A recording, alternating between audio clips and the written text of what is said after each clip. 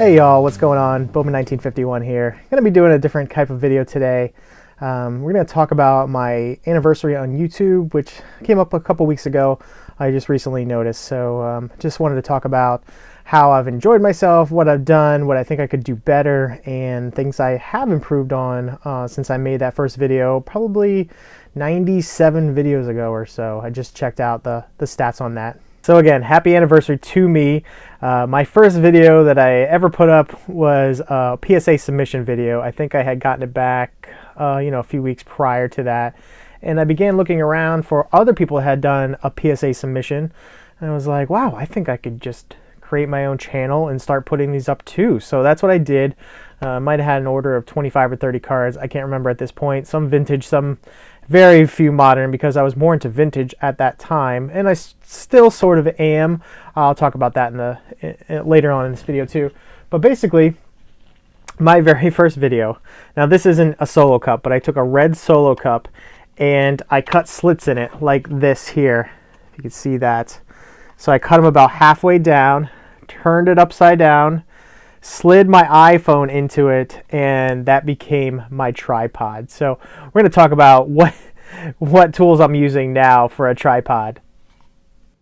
I'm sure many of you have one of these, but if you don't, it's a tripod for my smartphone, for my iPhone. I take this along to the card show videos that I do too, so I can tilt it up and down. I hold it, extend it above my head for pano shots of crowd and so forth. But I think this was $12 on Amazon. If you don't have one yet, highly recommend you add it to the arsenal. Definitely some cheap and easy tools there that you can add to your YouTube video making skills and make your videos just that much better. Especially, like I said, when you're out in public and you need a stabilizer, holding that tripod up is wonderful, especially if you I lay mine out to go over the showcases at shows, so I will just take it across up through, versus if I was holding the phone, it could be shaky and it just doesn't come out as well. So quick story time. We're gonna jump back to roughly Memorial Day 2017. I'm at my parents' house and I'm starting to just remember that I had a bunch of cards as a kid, so I started to go through them. Maybe 25 cards out of the thousands were actually of value. It was complete junk era stuff. That's all I collected, back in the late 80s, early 90s, and I hadn't touched it since. It was in this weird trunk in my basement, kind of like a treasure chest chunk, if you will. So fast forward to the summer, and my cousin Brian began showing me his Tom Brady collection, and I'm like, wow, modern cards actually have some type of investment value. I had no idea that you could go out and buy a card that might even cost $1,000 that was made in the 2000s or more, which I've discovered since then.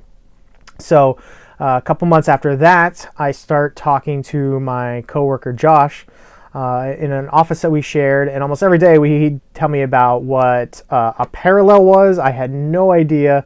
I didn't know they were serial numbered cards, and then I found out they autographed them. It was just amazing. So this was the first lot. These are only cards that are going to be featured in this video. I picked up a lot of 10 of Rafael Devers' first Bowman Chrome card. I thought I got these for a steal at $3 a piece. And I'm going to start the song right now. The Africa song for Rafi. If you're a Red Sox fan, you know the inside joke on that. But yeah, these have actually gone down in value since I purchased these. When he was on a tear his first week, he didn't have a great 2018, not as good as everybody expected. So that was a little unfortunate, but that was really my first investment into the modern card game. Okay, so fast forward a month again from that PSA video, and I go out to a local card shop, so I start to do some research on those. Find a great one near Fenway Park called Kenmore Collectibles. So I walk in, and there's this guy doing a deal with the owner, who's he's buying up as many cards as he can. I think he had 4 or 5 Yastrzemski rookies in the lot, which is amazing. Late 50s, early 60s, and there are a few others. So he doesn't buy them all. So I begin talking to the guy that came in with the cards. We exchanged contact information. We meet at the local mall a few days later, and he decides to sell them all to me for $0.25 a piece. So I was like, I need content for my channel, so let's go ahead and purchase this. I thought it was a great investment anyway. So I end up bringing that home, and I find in it a Johnny Bench rookie, a Willie Mays from 1960, which I still have, and a bunch of other cards, and it was definitely worth it for what I paid.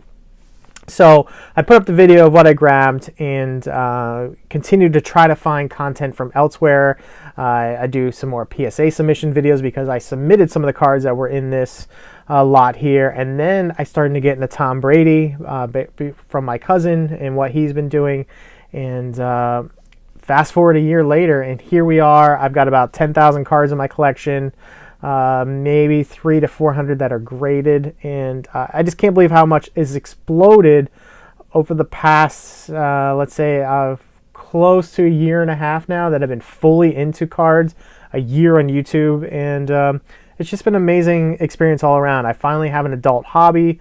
I was looking for something to do with my time, and I'm not good with my hands. I don't like tools. I don't like fixing things around the house, so that's just not for me. But sports card collecting, something that I can purchase and possibly extract value out of in the future, that's right up my alley. So I'm really into vintage around a year ago, and like I said, I still am for the most part. My channel was not called Bowman 1951 when I first started. It was the name of my cat. You'll see some of my old videos. I go by Tuxedo Martini. That was her full name. She unfortunately passed away a few months ago. So we fast forward again to early summer 2018, and I start to see what else is out there after Josh had told me about all the modern cards. And I think I stumbled upon Mike O's channel, and shout out to Mike. 3,500 subscribers. He's got amazing content, does a great job at editing and explaining things. And I just started to watch a ton of his videos, and then I found him on Facebook through his marketplace page there. I'll put a link in the description below. Started commenting on Mike's videos, befriended him somewhat. We met at the National in August last summer, and besides him, I met Wesker Griff and a few others. I'm sorry, I don't remember their names right now. I wasn't too into the YouTube community at the time. I was making videos. I just didn't know the broad range of everybody involved and everybody's names. So they seemed very tight-knit. I know Ray from Philly was not there because I had watched his videos for a while. And I was looking for him, actually. I wasn't sure if he was going or not. But anyway, here we are, 97 videos in, 302 subscribers later. I just hit the 300 mark this weekend. I'm so excited about that. I can't believe actually people want to watch my videos. It's just amazing to me. I have to admit I'm now more into modern cards than I am the vintage, although I'm still building my 1951 Bowman set, and I'll have some cards coming out from a purchase I made very recently. I hadn't done that in like over a month and a half, close to 2 months now. And I was really falling behind on my set build because I'm so, enamored by the shiny things of the modern cards. And I love the Mookie Betts rookies. And I was in the J.D. Martinez at the end of the fall when he was tracing the Triple Crown. So anything Red Sox, Tom Brady, you name it, from the Boston area, I love it.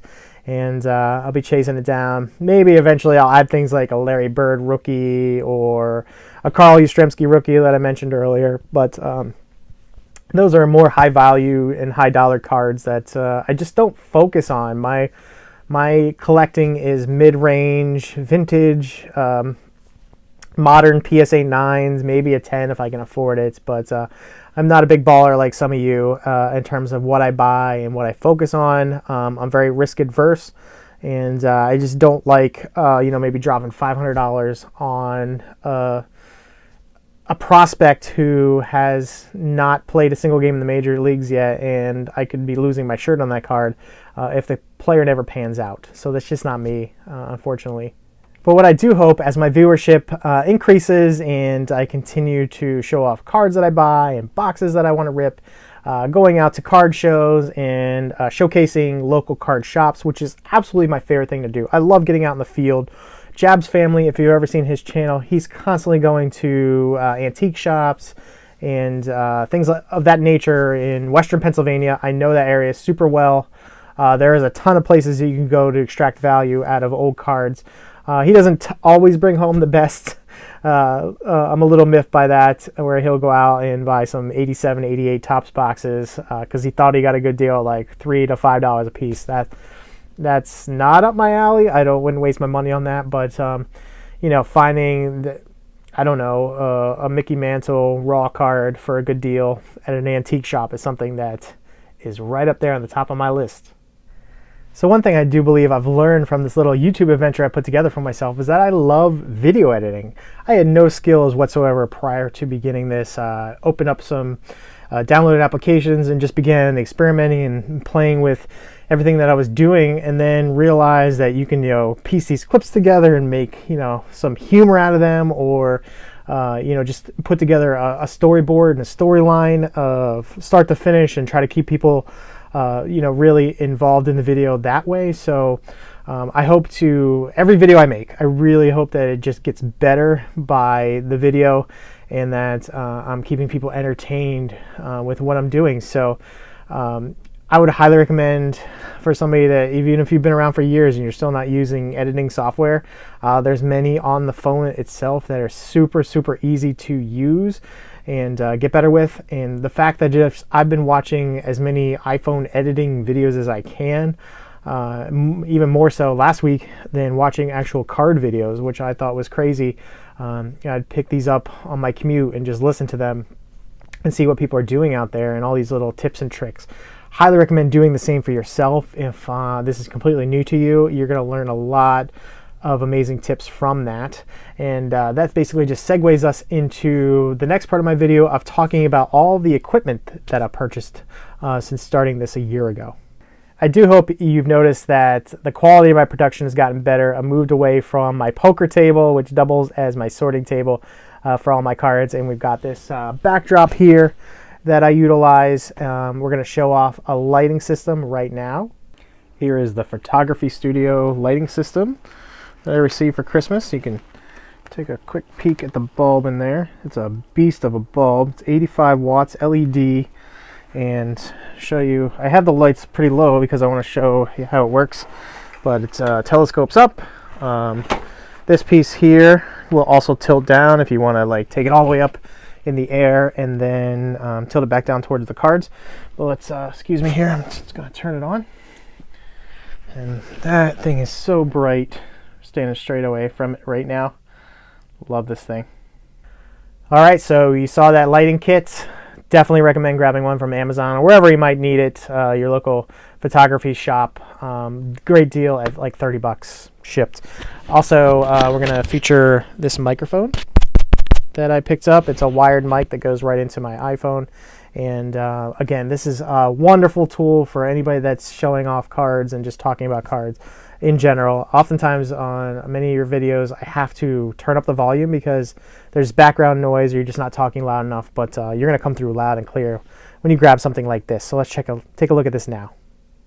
I obviously have it unplugged right now, but this is my external microphone that I've been using since around Christmas. So it just clips to your shirt there, and does an amazing job in terms of making your sound so much better for the card show off videos. Again, another product definitely recommended for those that are doing multiple videos a week. It makes a massive amount of difference in terms of the qualities of your video.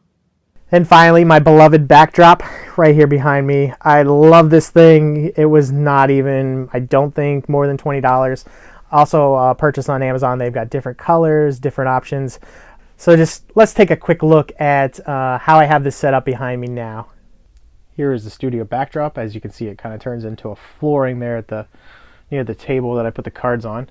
And I've got this clipped up on my deck slider right now, and it just goes all the way across there at the top. So you can see it's probably 5 feet wide or so.